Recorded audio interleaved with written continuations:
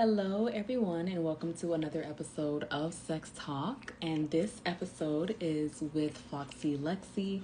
I am your host, Ayana the model, also known as Ayana James Stevenson, which is my full name. I have been hosting this sex podcast for a while. Foxy Lexxi just hopped on, so we're about to add her and get it started.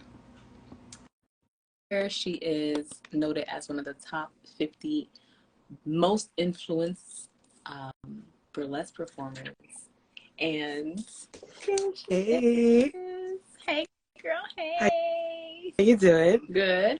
How are you? I'm good, thank you. Can you hear me well? Good. I can hear you well. Perfect. Mm-hmm, mm-hmm. So nice to see you. I was so excited for tonight. I know, me too. I was like, that's my girl. We haven't met yet, but she's still my girl. It's like it's already done. Period. It's gonna happen. It's gonna happen, especially because I'm planning on coming to Montreal this year for Pride, hopefully. Okay, So yes, girl. if I come, I'm like, Yes. let me hit up Foxy. Aw. Mm-hmm. It's a go. I have a really good friend of mine from college who moved to Montreal while we were still in college. I think, yeah, like my junior year in college, she moved back. She grew up a little bit there, and then the rest of her time, she grew up in California. Okay. And then her family moved back when we were still in school. So my first time ever going to Montreal was to see her and visit her and go there for Pride, and it was like yeah. whole vibe. So, girl, I'm coming back. Okay, come back. Oh my God, I'm so excited. Don't forget to call me. Oh, girl, I got you. But let's get started. You can let the people, I see a lot of your followers, you already get some love in the comments, but for everyone who doesn't know you, please let us know who you are, what your name is, and briefly what you do. I am Foxy Lexxi Brown. I am a burlesque performer. Probably about now 9 years each. Nice. And yeah, I'm a teacher also. I'm a mom. Oh, wow. I'm a crazy woman. Like, I'm a producer. I'm a friend. So yeah, and I love to just tease the queen into each unicorn that I can cross around my path.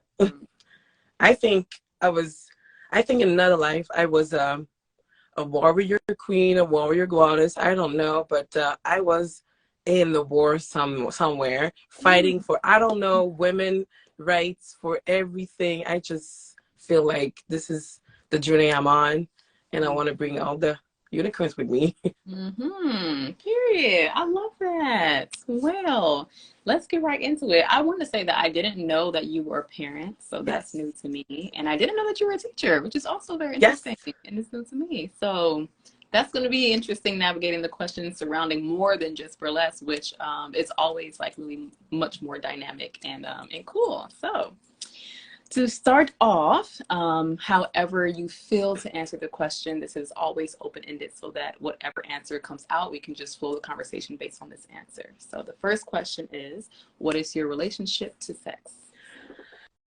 My relationship right now, I would say, is it's a journey, and I'm learning to be more comfortable in my relationship, and learning a lot of all the aspects of it, because there's so many ways and angles and aspects in sex and sexual and sensuality. So yeah, I'm in the learning curves, and I don't think it's gonna stop tomorrow. What do you think you are learning the most? To trust myself, and to actually listen to my desire and what I really feel about everything. So really take the time, really, and asking me the real questions. Don't trying to please, just trying to experience, trying to live, trying to make this an experience, make this really a great moment, not just like, oh, we need to do it, or oh yeah, it's gonna go about it. So it's just like learning to make it really like a moment. Yeah, like a full experience. Yeah. Is your partner now the partner you've been with for a long time and the partner you have a child with? No, it's my partner for almost 4 years now. I'm a long-term relationship woman, so my ex is the father of my daughter, and we still friends. We were together for like 12 Mm. years, and my past relationship was for about 6, 7 years. So it's just like I was in my own life in a relationship Mhm. almost. Mhm. Wow. Okay. What do you think has changed, if anything has changed, since you're still on a sexual journey and you're still finding how to be present, how to center yourself, how to center your pleasure? Um, what do you think is the most different from the way that you used to have sex to the way that you have sex now? I feel more empowered. I feel more comfortable in myself. I'm not trying now to actually be something someone else Mm. to impress, actually. Really now, I don't, it's something that you do together. It's not something that I'm doing for you, you're doing for me. It's like, it's a game play that we play together. It needs to be fun for both of us. But I don't have to think about, how can I say that? I don't want to be in this moment and thinking about so many other things like, am I look good? It is fine. Do I'm doing the right thing or whatever? It's just like now I'm just like doing it. It's just like I Mhm. know it's here for me, and I know everything's gonna be um, in a perfect, trustable. Um, um, how can I say? Sorry, my English sucks It's fine. sometimes. I'm French.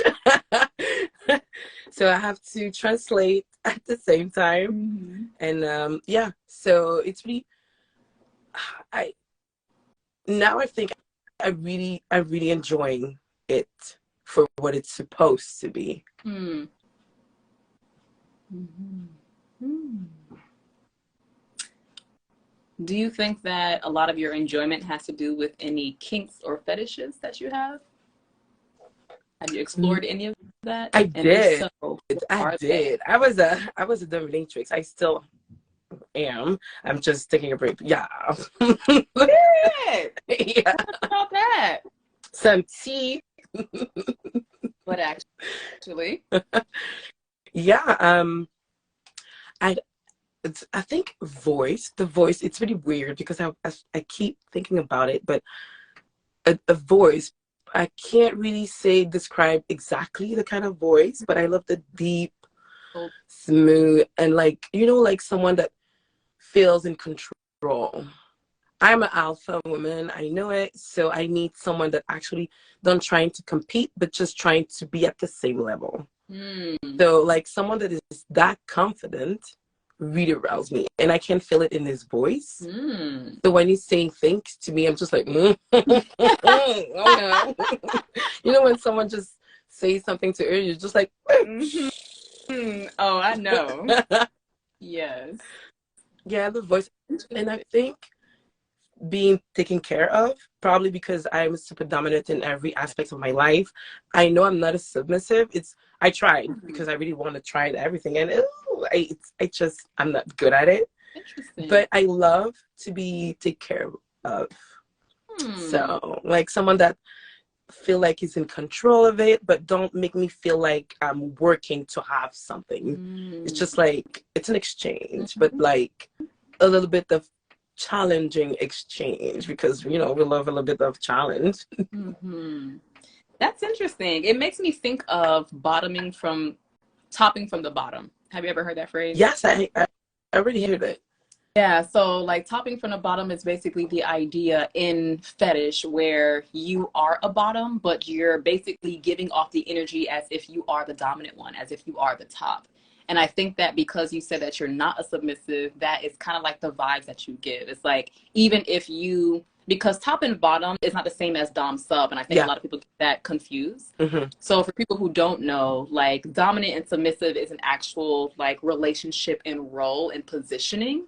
Topping and bottom is more like a dynamic. Like because I'm receiving something, I'm the bottom, but it doesn't necessarily mean that I'm also the sub. So for Exactly. you, I think that like you might just flow more along the lines of topping from the bottom, because as someone receiving being taken care of, as someone receiving nurturing, receiving money, receiving gifts, receiving jewels, you're the bottom I'm getting technically, because excited right you're now. on the receiving end. Exactly. But it's like you're not subbing. Yeah. You're not like thanking someone for being there for you. You're just like, oh yeah, thank you. I know that I deserve it. You're like this. It's like diva energy. I love that for you. I feel like that's also like very connected to your burlesque persona. Yeah. Yeah.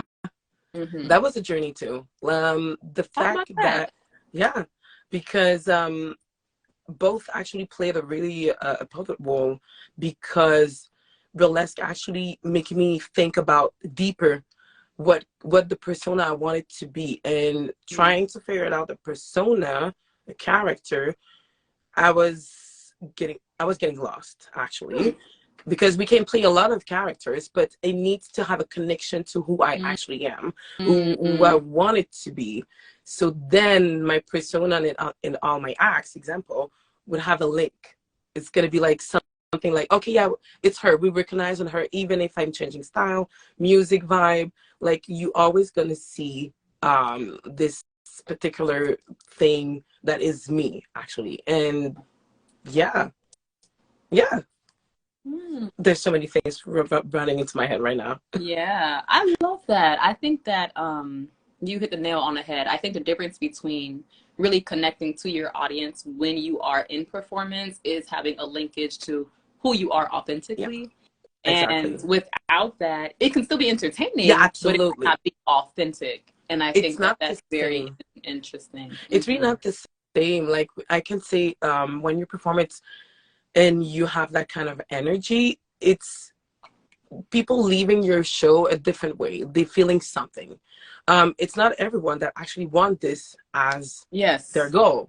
So fact. it doesn't mean it's better. It's not. It doesn't even have any link to it.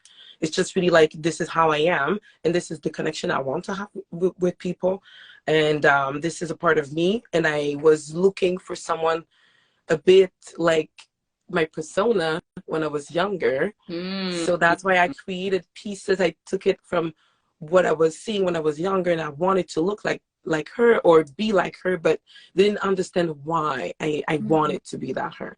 And I realized with time, it's just because the way they command, the way their subtleness just like control everything, the way they look like they can't be themselves, the badass bitch that they can't be, and nobody's actually want to step into their way. It's like how to be powerful, Mm. but not being like stepping into heads of people, like not being mean, not being whatever, but just like owning my own power as much as I can, because you've been growing up and people, they trying to tell you that you can't do this job, is not a job, you can't do this because you're too dark, you're Mm. too large, you're too whatever. And creating that persona actually helped me finding myself Mm. really more into it as Mm. sexual way. Also, sensuality, sexuality, it's actually the way I manage to perform. I'm really towards that. This is, I Mhm. think this is my strength. Mhm. What prompted you to first get into burlesque? Is it that seeking of it? Like, how did you even fall into that as a profession almost 10 years ago? I fell into burlesque because someone bring me to a show. I saw a beautiful woman, like curvy, and just the way she make me feel. She just came into stage, on the stage, she waved her fingers, and I was just like, oh my god, like, how she doesn't even getting undressed. She's just like being here, smiling, and I'm like, this is, I don't know what it is, but I want to do this. Mm. So I started it, and I started as pinup, cute, and I was trying to figure it out myself because I was looking the girl, they were looking cute, so I was trying to look cute, and then I realized I can't look cute. Mm. It doesn't fit. So I just try to figure it out how I really want to be, what I want to see. Like, if I would be in the movie, what would be the story of my character? I want to be the baddest bitch in the room. I want to be the one that's bringing everyone with her. Like, you need to go there. We're gonna go there together. I don't want to be on top alone. I want to be on top with my unicorns. This is the hell of a party. So this is how I feel, and the energy brings people together. I don't necessarily looking for people to love me, because this is a chase that you're just gonna die in it. I'm looking for the respect. Respect will go a long way for me, like, because you can love someone and disrespect this person, and but respect someone, either if you don't like it or you like it. It's, for me, it's what I'm looking for. Interesting. But I slightly disagree in terms of you can respect and not love someone. I think that a lot of times when we think about the idea of love, it just comes with a lot of things that people, they give some type of care, or they might give some type of admiration, or they might give some type of maybe idolization, you know, like seeing someone higher than themselves, and it should come off as them being loving and respectful. Was not necessarily the same thing, but I think that if you respect someone, then you do love someone. So I would actually be like, I don't know about that. But I would say that one time I heard someone say that I don't want to be popular, I want to be appreciated, and that spoke to me. That's exactly probably popularity is fleeting, and popularity can go up and down, and popularity can be one way, and then you can get canceled. It can be a completely different way. But if someone appreciates you, then someone appreciates you authentically for all of who you are, and it allows them to see you more as human and less as an idea of what they want to see you as. Totally.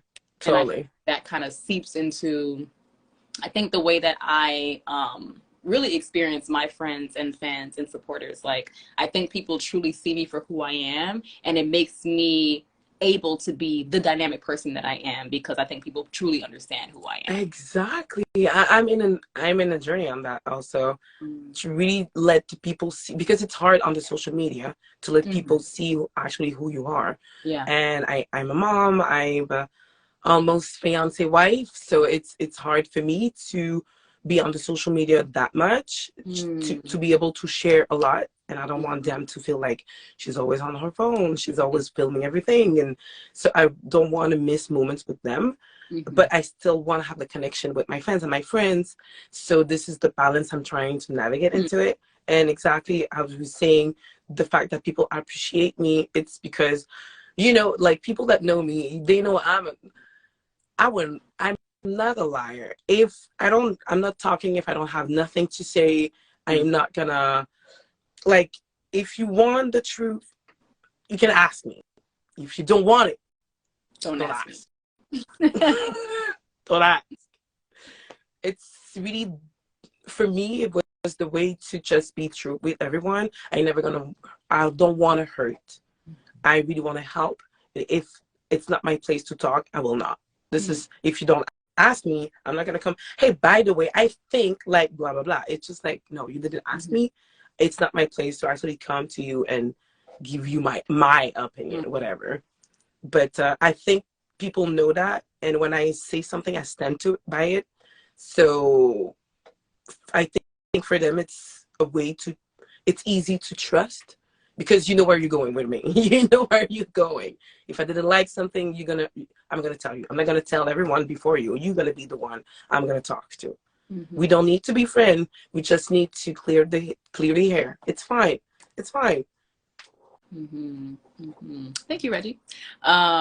Yes, I love that. I think that that's another reason why it plays so well into your brand. Like you said, all the ways that you express yourself is as if you're expressing a piece of your characteristic, and it allows you to be very authentic. And that goes along with truth. That goes along with honesty. That goes along with being committed to letting someone know what's really on your mind, regardless of how it's going to make them feel. But oh my God, yes.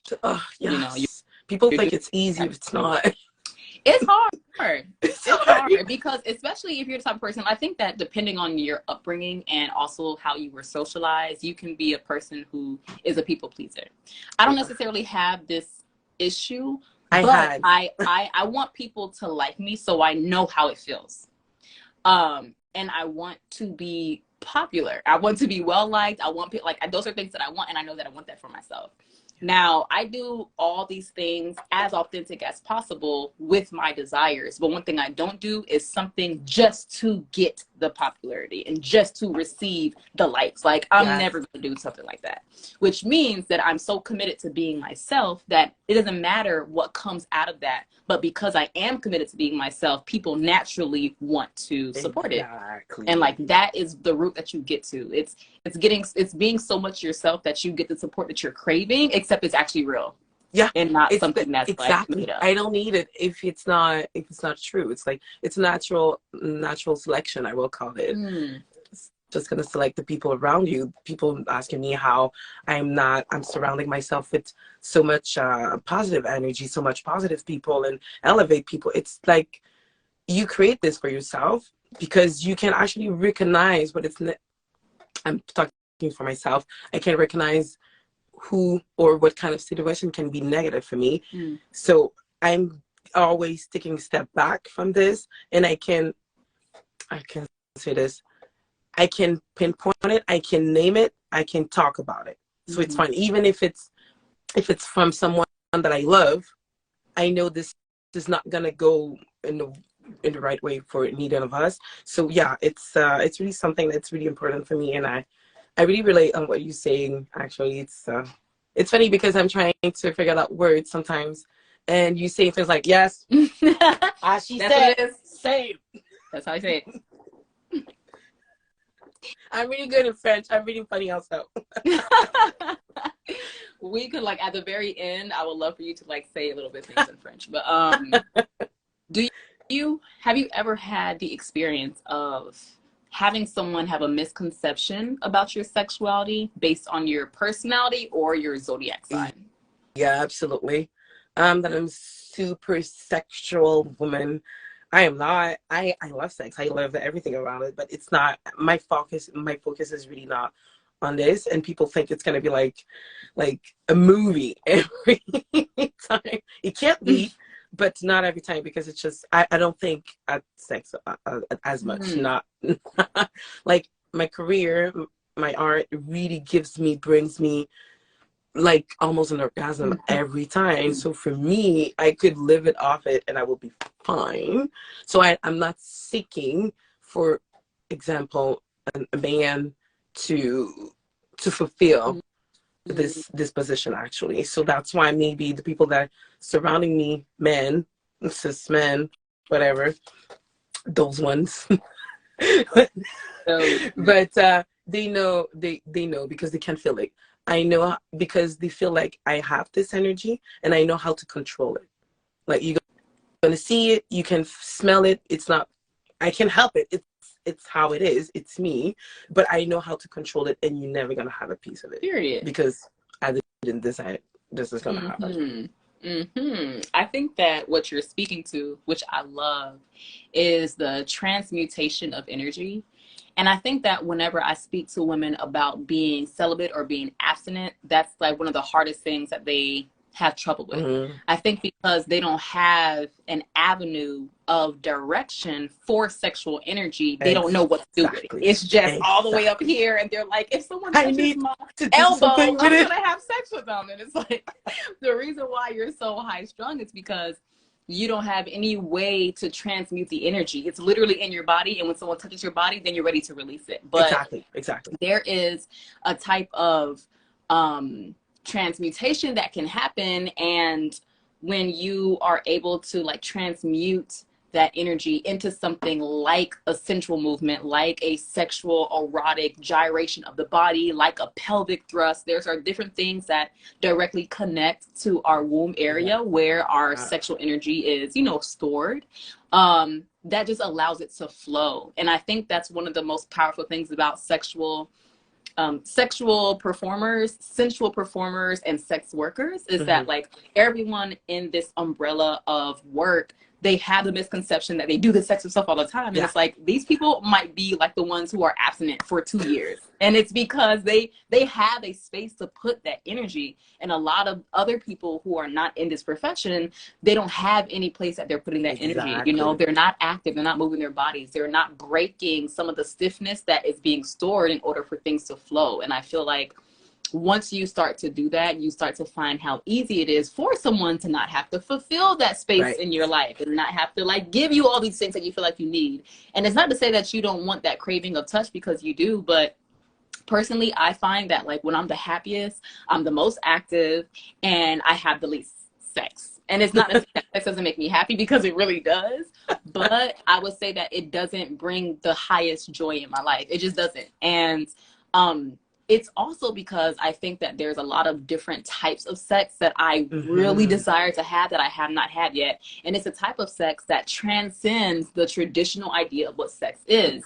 It's kink sex, it's fetish sex, it's energetic sex. And I feel like the idea of energetic sex in particular is just something that is foreign, something that people just don't know, something that I'm exploring myself. So I know somebody else probably don't have no idea what it is. So it's one of those things that that makes it even more hard for me to even desire it. Because I'm like, this child, he came to me and told me that, oh yeah, I look good in this bikini. I know he don't know what energetic sex is about. I know he don't, because he wouldn't even say that to me if he did. So even if someone is attractive, even if someone has that six-pack, them chiseled, you know, face, and, you know, looking those good, are the worst. It's the worst. I couldn't even bring myself to be aroused by someone who doesn't really connect to my emotion. So I'm very demisexual because I need to be emotionally connected, and I'm very sapiosexual because I need to be intellectually connected. And there are just so many people that lack when it comes to those particular things. That makes it for me, especially because I perform and I dance, and you know, I'm doing pelvic thrust and Pilates. I'm like, oh, I'm good. Yeah, the energy I don't need that. Thank you. Yeah, it don't slow down. It's good. So I feel you. Totally. I feel you. Exactly. You don't need, it's just, it's bringing so much power. I didn't really realize that until my boyfriend told me a couple of weeks ago. We talked about it, and he was really saying like the way I just exult it without actually doing nothing related to it. And like the burlesque really helped me to have to dig deep into it, because I need to make people feel something. I want them to feel when I'm moving. It's not just like, okay, I'm gonna touch myself, so this is the choreography that I need to touch myself. No, I'm taking this moment and I'm remembering how my lips was when I was doing the thing, how I was breathing, how I was touching my hair, how I was touching my scalp, or whatever I was doing. But this particular moment and energy, I can take it and do it on stage, and that's gonna make the nothing that I'm doing on stage more powerful than a 3 minutes full choreographed act. And it's something people's gonna relate to it because they're looking for it. We are looking for it, even if we don't know it. It's something that we want to feel. I cried once when I was shocked. I don't know what he did to me. I was tearing. I didn't understand shit. That was great. I understand something at this moment. It's really someone that is connected, exactly how I was saying, mentally and emotionally and intellectually. It's the way he understands me as a woman in this universe. It really brings the way we having sex in a different universe. It really makes it different.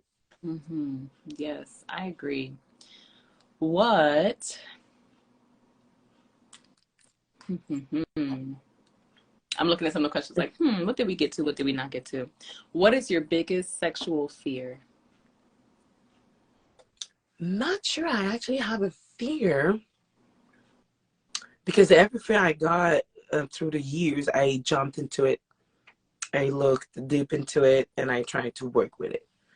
I talk a lot about sex just to be to feel more comfortable. This is really something that is really important for me, talking about it makes it better. Mhm. Makes And it so much better. And when you talk about it, it gives you, it's like eating. You're starting, you want to eat all the whole plate. And it makes everything more clear, more easy for the next times. And you want to try something, it's the best moment to talk about it. So I don't really have a fear. Maybe one day to just lose every my libido, maybe, or mm, I don't know. Actually, maybe it's a good thing. Now I think yeah. I'm not. I don't have any fear in this. Yeah, in this aspect now. Mhm. Yeah, I think that sometimes when people mention certain fears, when I ask them that question, it triggers a reminder in me, like, oh, well, yeah, I guess that is something to be weary of. Um, I would say that I virtually don't have any fears as well. I think that there are a few things that I have had like a mental fear of in the past, you know, like sexual assault and stuff like that. I just had like a Yeah, fear of yeah. something like that happening, but I don't think it's something that is subconsciously affecting the way that I Yeah. navigate sex at all. So Hmm. I would say that like I don't think that it is really affecting my mind. It's just that if I think about it and I, you know, take a moment to gather what could possibly be fearful, I can find a reason or something that I don't want to happen. But I don't think that I'm harboring the fear either, actually, Hmm. the That sexual. it's gonna really affect the way you're gonna do it. So yeah, I get it. I get that. Mm-hmm. Same.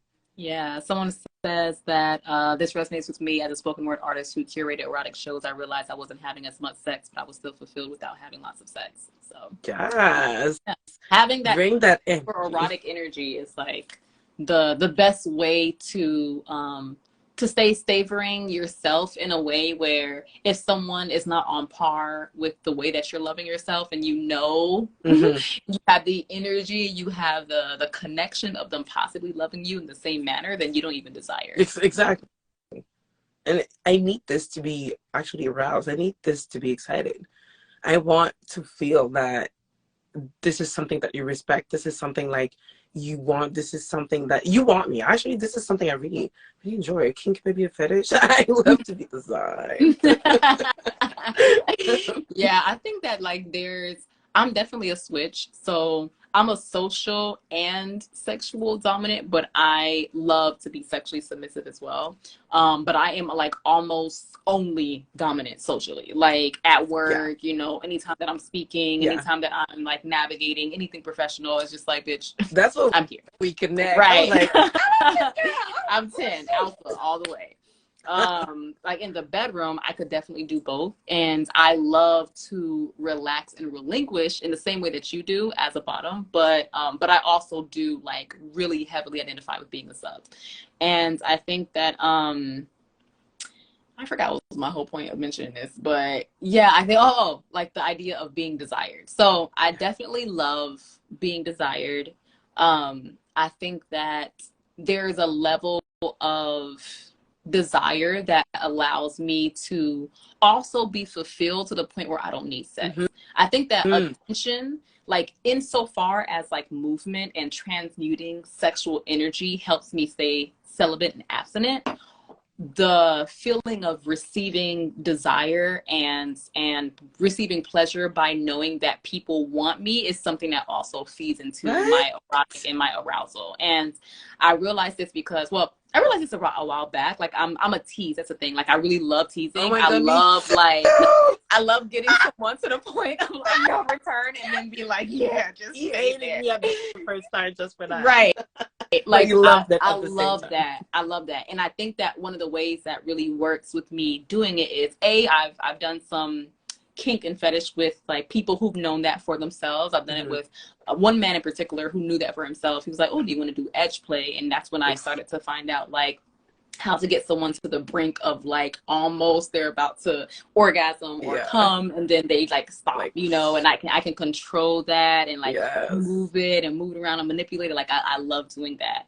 But I think in social settings, when I do it now, like I'm very flirtatious. You know, I've been bartending for a while, but I've just now become a full-time bartender. So now I'm doing like, I feel like I'm feeding into being desired all the Yeah. time, and it's Yeah. really working for me. Like when I go and like next to people, and right, and they're just like, "Oh, thank you so much," and I'm like, "Oh, you are welcome." Like Right. I feed into the energy of that desire, and it really helps me just stay rooted and happy. Like I feel very fulfilled with that energy of And desire. it's And it has nothing to do with sex, because I would literally never have sex with these people, but I love to receive the energy of desire from them. exactly, and that's exactly the point that you're saying, and you being able to do and act that way because you feel comfortable. This is how you are, how you want to be, the exchange you want to have with the people without actually seeking for an end.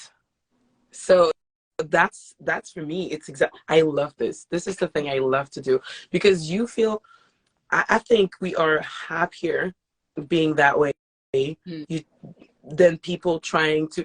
It's hard. I know. I get it. It's really hard because people are always gonna misunderstand that it's not because I'm funny, smiling, and flirty, whatever. Like I'm into you. Mm-hmm. This is a thing people have really a hard time to get.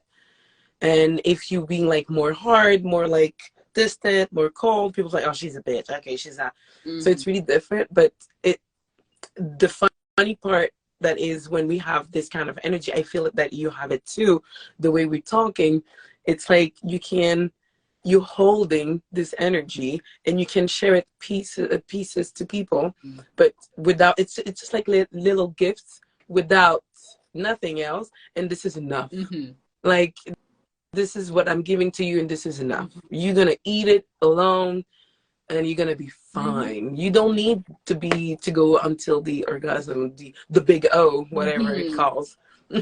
Yes, I agree. And I love that. I used to tell people that, like, it's so funny because a lot of the things that I used to say and do in like 2018, 2019, when I feel like I was like really rooted in happiness and living and just doing the things that I really love to do. Like I was performing all the time, go-go dancing, doing music videos, performances, runway shows. Like I was doing all that kind of stuff in Miami. And I think that me living in my happiness, like pure bliss, living in paradise, waking up to the sun and doing naked yoga outside, like all these things are just being reminded now that I'm like, you know, coming back to myself, being rerooted in myself from like 2 years ago when I got out of a really bad relationship, and like all these things that are kind of moving in and kind of getting me back to how I always was, really, and just fell off with briefly.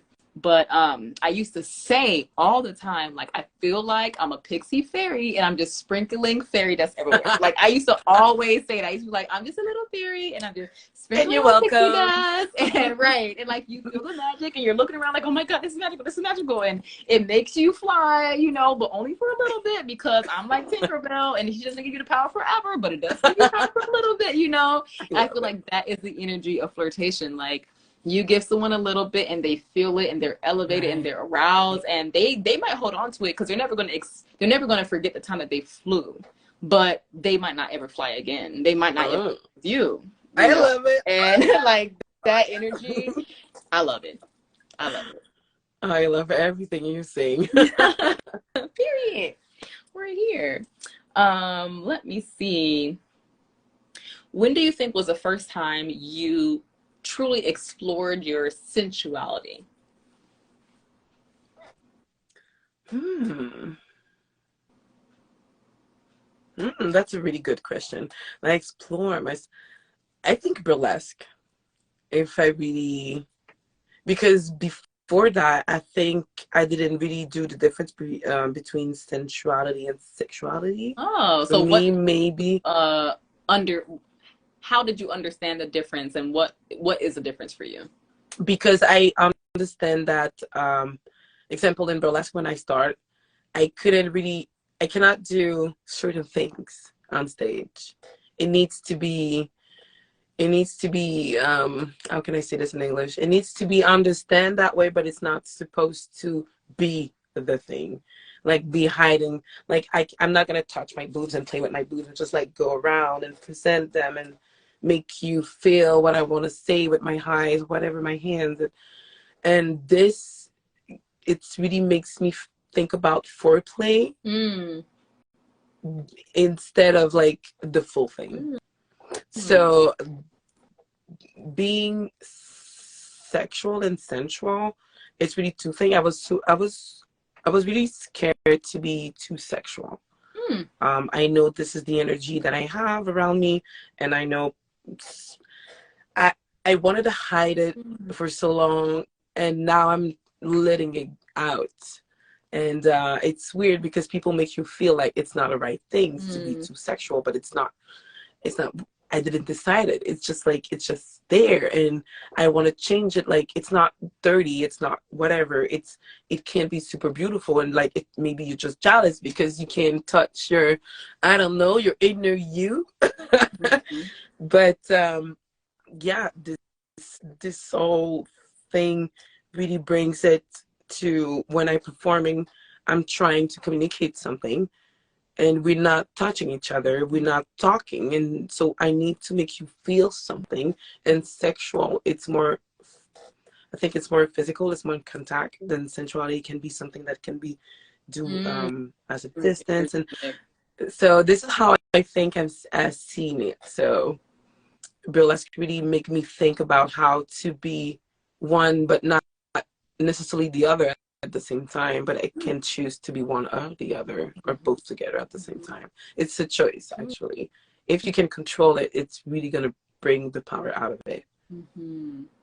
Yes, I think for me, I think I've always been a very sensual person, but there was a level of maturity that I needed to get to start to understand what it was. Because when I was in high school, I was all up in sensuality. I was performing, I was dancing, and even though I wasn't controlling it because I didn't understand it, I feel like I had to understand in order to control. I think that people read that from me, and what they experienced with me was a sensual experience. I think that I experienced more sensual experiences with more people than anything else.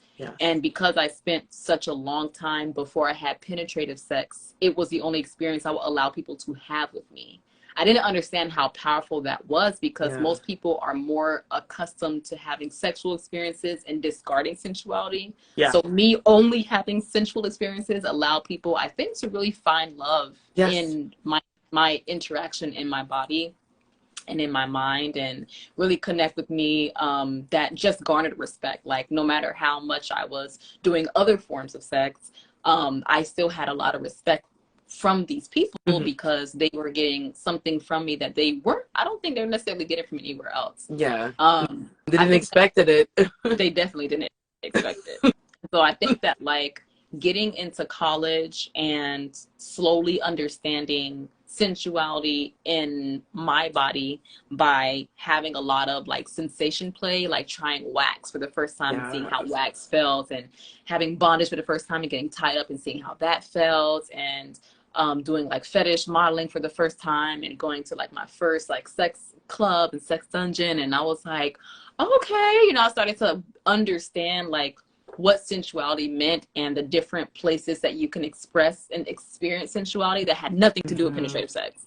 So once I started to understand that there's a whole world where penetrative sex virtually didn't exist almost, it changed the way that I wanted to continuously have that control. Because before, like, I don't want to have penetrative sex, that was my control. Now it's, I'm having penetrative sex, but I don't want to do it with you, and that's my control. And I think that, like, it, I guess, developing into something that just became a choice, because I feel like there's this unspoken word, depending on things that you do when you get older, that everyone should always do all the time. Like, oh, if you start smoking, you should always smoke. Oh, if you start drinking, you should always drink. Oh, if you start having sex, you should always have sex. I feel like once you get to a certain age, it's like this unspoken written rule somewhere that you should always do it, and like to stop it is weird and off, and like, you know what I'm saying? Like, if you suddenly stop drinking, people be like, what's wrong with you? Like, people automatically think that there's something wrong.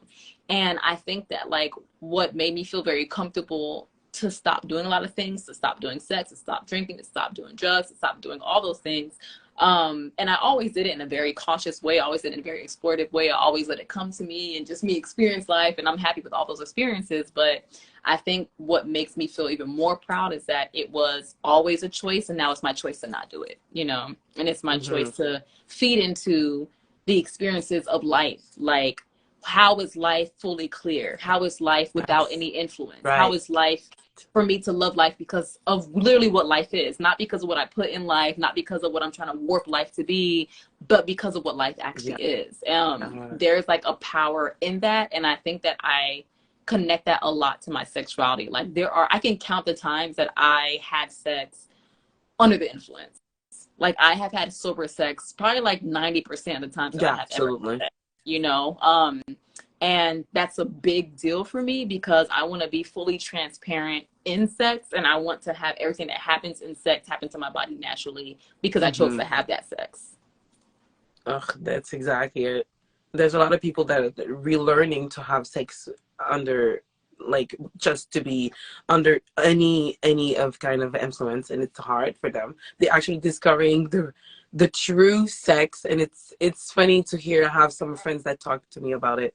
That's really interesting. So you saying this is really makes it like, yeah, it confirms it's different. It's really different. I never really wanted to have sex under any influence because not really alcohol. Alcohol is fine, but because I'm not a big drinker, so I never really like go hard on it. Hard drug was like, I was young, but I never really wanted because I was young. And I never wanted to be a way that I loved it more and will never be able to get there again. So that was a big fear for me at this time. I remember that, like, listening to you talking, that was something that was a big fear back then. But I just smoke a little joint sometimes. A little weed there. I like a weed. Yeah, so I think like when I was young, I always wanted to die sober, and it's a very bizarre thing to say, but I think I like knew that from like age 10. It was like, I'm gonna live my life doing crazy things, then I'm gonna die sober. It was like something that I don't know, romanticized for whatever reason. Like I wanted to die at 100. I always said that I'm gonna die peacefully in my sleep at 100, and I'm gonna die sober. It was like things that I just knew, and I think that when I decided to stop drinking and smoking and doing drugs and live a sober life, it really was a strong desire to have like the healthiest body and to like prepare myself for like the older years. I'm like, if I want to be sexy at 70, I gotta start the goal. Somewhere. And I feel like starting at 25 is good. I'm gonna start at 25. Like I just felt like it made sense for me to start at that age. That's and then really I think good that, like, right. And it's, you know, it's very bizarre because I'm in my mid-20s and everyone around me, of course, is drinking and doing drugs, and I'm sitting here like, I'm just gonna drink some water and twerk at the club. But you laughing now, but I'm gonna laugh later. Girl, just saying. I want to be wearing this when I'm 75. Okay, like if I can't do a back handspring at age 81, okay, I'm gonna be mad. Okay, girl, I'll be mad as hell. I want to flex in the club. Hair, and then you do double flips. Like then I'm gonna feel accomplished. I'm gonna feel accomplished if that's the case. But I feel like I also bring that into my sex life, like that intention, like that choice, becoming more and more not only confident, but having more discipline is really what it is. It's about the discipline that you have for yourself, and discipline is like the way that you show love and respect, I think. And it's interesting because if we think about that in terms of like community or connection or dynamics or relationships, it's like you being disciplined to commit to this person, disciplined to speak to this person anytime something comes up for you, disciplined to not go out and sleep with anybody else if that's the agreement you made. Like those are all signs of the love and respect you have for that person. Like this is the same for yourself. I agree on that. Really. Trust is everything. Trust makes sex better. I tell people all the time. I tell people all the time because I think sometimes, especially when you talk to people who are a little bit younger or a little bit less experienced, they say like, oh, you know, I haven't done that much. You know, I haven't had a threesome, or I don't know how to ride yet. Like, oh my God, you know, they have all these issues. And I'm like, the biggest Go on. problem that you need to focus on is feeling the most comfortable. Oh, I yeah. said, once you are comfortable, your body knows what to The do. sky You will is the find out limit. that you didn't even know you knew how to Right? ride if you're comfortable. Because when you're comfortable, you open up to the point of allowing all the exploration to happen for you. And I think that that was one of the biggest lessons that I want to drill into my daughter, that I want to drill into younger women. Like, just focus on being comfortable. Yes, Because totally. if you feel comfortable, then everything else is right. Definitely. Mm-hmm. I've learned a lot. Like, this is why I'm a long-term relationship woman. I need to learn, exchange, have time. I don't want to be in a rush. It's not a movie. It's not a performance. It's not. So I just want to have the time to actually make things right and feel good. And when you know someone, it's so much better, and you feel so much like you can have like a really bad day, don't feel yourself, and it doesn't care because you know he loves you for like the past couple of years, and he knows your body, he knows you, so it doesn't really matter, and he trusts you. And if at the middle of something you say, okay babe, I can't, like, can we stop? He's not gonna be like, what the fuck, it's gonna, he's just gonna be like, okay fine, like, if you don't feel comfortable, we're good. We're just gonna do it another way and explain to me how you feel. Like, this is the things that you don't really chase when you're young, because you don't even think it exists actually. Yeah, I think you don't think it exists. And another issue I have is you think that you need a certain relationship in order to have that. And Yeah. I'm like so against that. Like, I'm so against the idea that you cannot have the conversations you have with your husband with your fuck buddy. Like, Excuse me? it's the same thing. It's the Same. same thing. Like, I'm giving you I'm not time. saying that the dynamics are going to be the same. I'm not saying that, you know, the rules and regulations of what you guys agree on are going to be the same. But the conversation, Needs to be the same. It needs to be. Because I want this moment to be a good moment. I'm giving you my time, my energy. This needs to worth it, okay? Because I can be alone. So it needs to worth it. You need me more than I need you, actually. At this point. Yes, agreed. Agreed. All right, we have 10 more minutes. I want to ask you, do you use your sensual energy in more than just burlesque? As a mother, as a teacher, as someone who does other things in your life, how much does that transfer over to the other things outside of your performance? I think, as we were saying, like, I didn't know that was what I was doing, but I understand that I'm transferring this energy as when I'm trying to deal with someone, because I want to in the workplace, if I'm walking in the street, it's the way I'm going to present myself, the way I'm going to navigate in the world. It's really affects everything. And it's affect my way to just walk on the street. It's given me a determination that actually I didn't know I could have, because this is the most, how can we say that? This is the most dangerous thing. owning this, owning this power. A lot of people can't, like, if we talk example, like the whole school was saying, a dangerous woman would be, the most dangerous woman would be the one that, and like, handled his sexuality and being like free. It's something that they tried so long to hold, and now that we are reclaiming everything, and as a Black woman, it makes it a layer, adding another layer on it. For me, it plays a really big role on everything, even if I don't think it is. Not like we talking about it, and I know for facts that it is.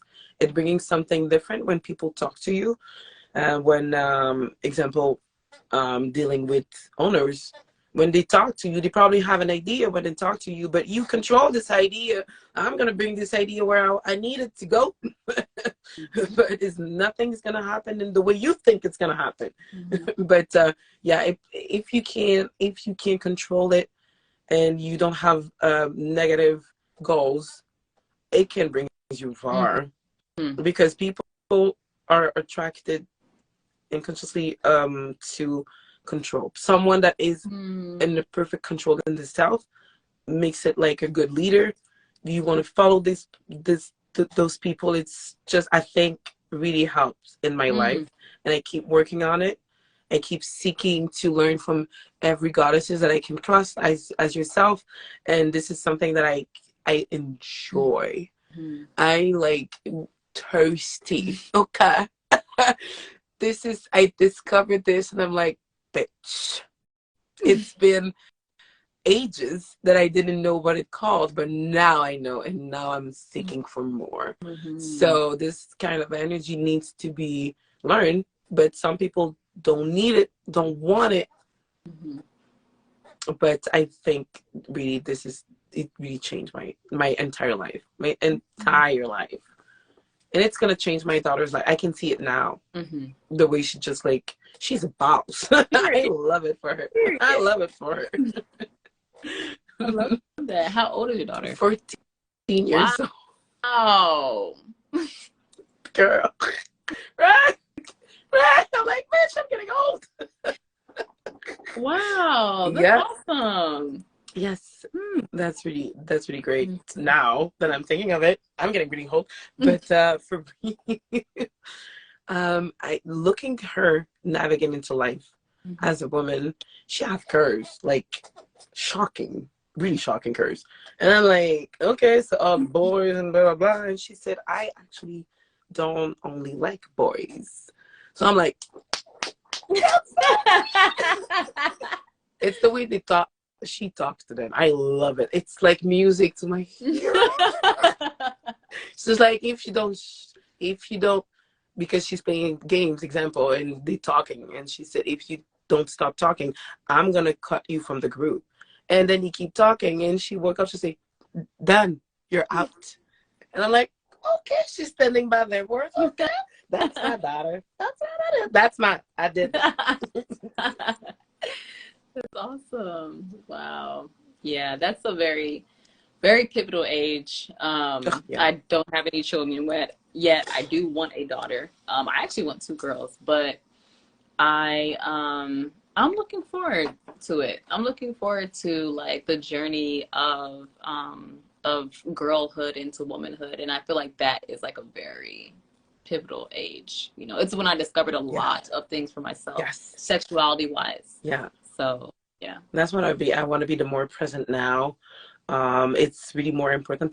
People's think like, yeah, but she's older, so it's easier for you. I'm like, yes, but no, because she needs me. Do you remember where you were at this age? You need someone. You need to feel that you're supported. You need that if you want to talk to someone, you can talk to someone, because it's going to be critical for the rest of her life. Because we know, we've been there, and her mom were maybe another generation and didn't understand a lot of things. And now I'm like, she's 14, I'm 35, so it's just like, I know where she comes from. I know how it's looked like. I know how technology works. I'm maybe not the best, but I know how to do a TikTok.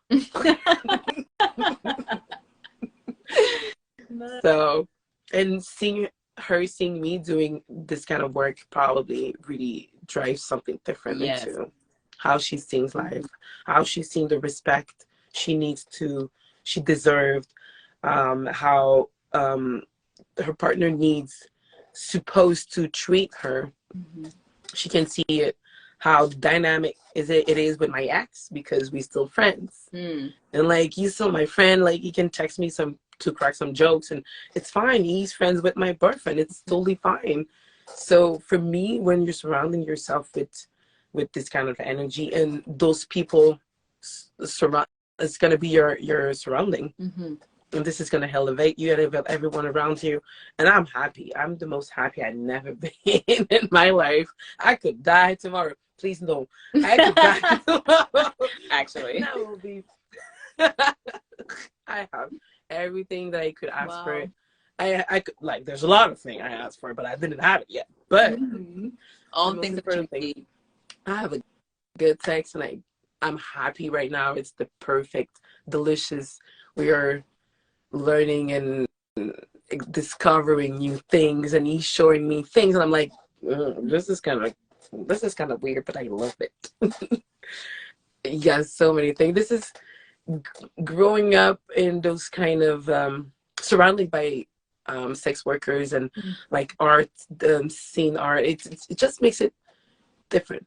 My life changed, and now I can see people that are not unhappy, miserable in their life. Sometimes I can't feel their energy, and sometimes like I'm not mean. I'm just saying it's not your fault, and it's sad for you. But baby, maybe happiness is not for everyone. It's sometimes people need to hear that, but it's true. It's sad, but it's true. It's a choice. I'm talking for me, it was a choice. And for some people, when they on the social media, sometimes they have too much time to comment on people things and just to be mean. I'm like, baby, happiness is not for everyone. And today, it wasn't for you.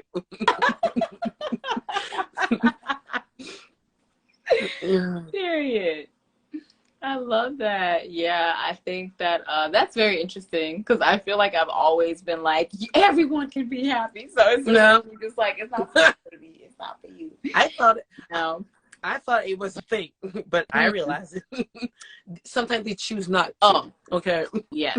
I think that to your point, the more that I rest in myself, the happy. I mean, I feel like I'm always happy, but I'm extremely happy now.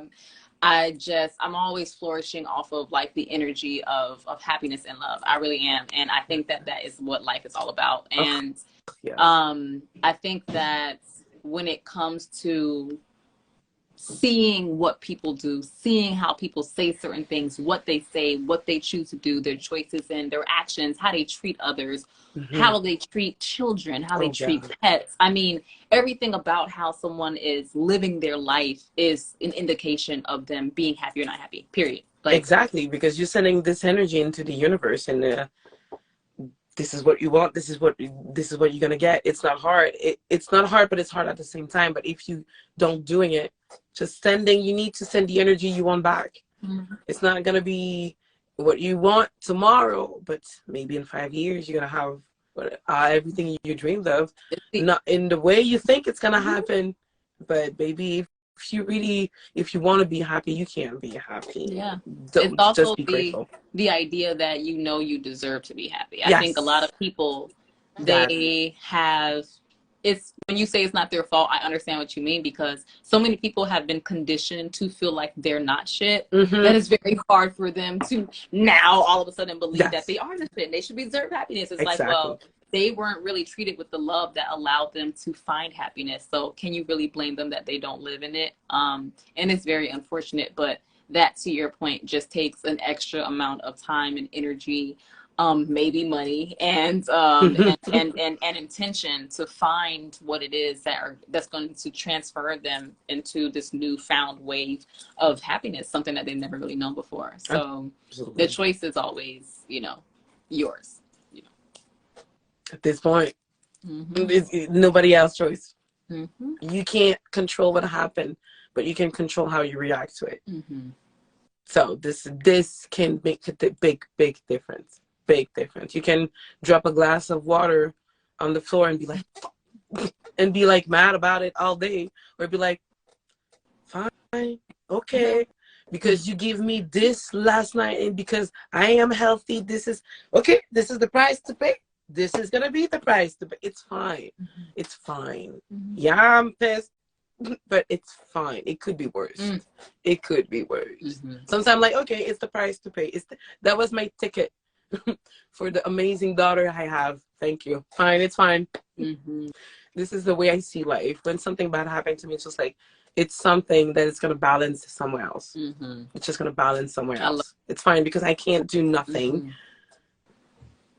I love that. The price to pay. Yeah. And when you start seeing it like that, you're just like, oh, it's your dues, Yeah. Yeah. And it helps you stay grateful. Yeah. I'm happy. I have like the most amazing humans surrounding me. I'm like, this is huge. This is huge. I have people to support and love you. This is a lot. This is really a lot. So for me, every time that I have like some small thing happens to me, I'm like, okay, thank you. But fine. Okay. But I know something. It's just going to balance for everything else.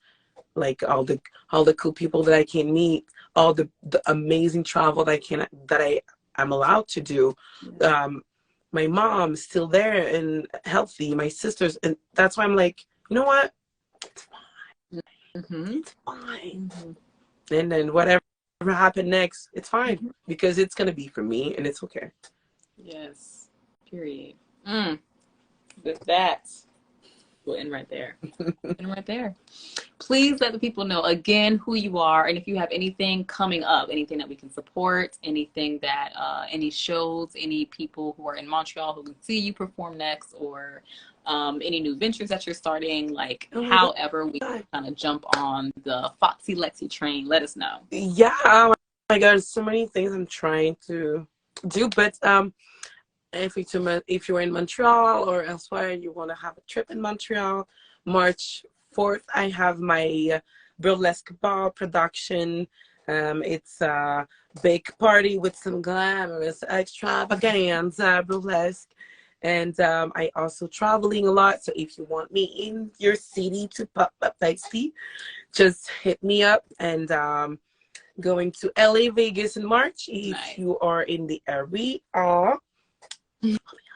So I will perform at Hollywood Burlesque Festival, probably going to go to the Hall of Fame. So if you want to meet up, that would be great. I have my merch. So it's Black History Month. Just say I have my merch. And you can have like a back to the brown because we always being bad to the bone as being brown. So if you want to help me, it's always a pleasure for me also to answer your questions and your little messages. I love you, everyone. Thank you for having me, baby. Thank you so much. We need more of you, and keep doing you. Be that goddess, be that queen, and let them follow and worship. Period. Period. Thank you so much. It was a pleasure. I think I've been connected with you for about 2 years. I'm very happy that we're able to do this live. Yes. I am looking forward to meeting the fabulous Foxy Lexxi in person. Absolutely. Oh my God. Where are you? I'm in Atlanta. Yeah. Okay. Atlanta. Okay. I am moving to New York soon. No way. I will be a lot closer. Closer, baby. Absolutely. So I think once I make that move and become settled in my schedule and how things work out, I'm going to be doing a lot, including a lot of performances, because I know a couple of Black-owned production companies and production groups in New York who specifically do Black burlesque. So I'm really excited to do more work with them as well. Yes. And you're closer to Montreal. Yes, I am. But I think it's almost certain that I'm coming in August. I literally just started to chat with 2 of my best friends. Her and I will probably be driving up to visit the one that I told you about. Absolutely. So I think Pride is going to be delicious. Let's party, baby. Here. So, yes, thank you so much, my love. Thanks to you, babe. Beautiful night. We'll be in touch always. Peace.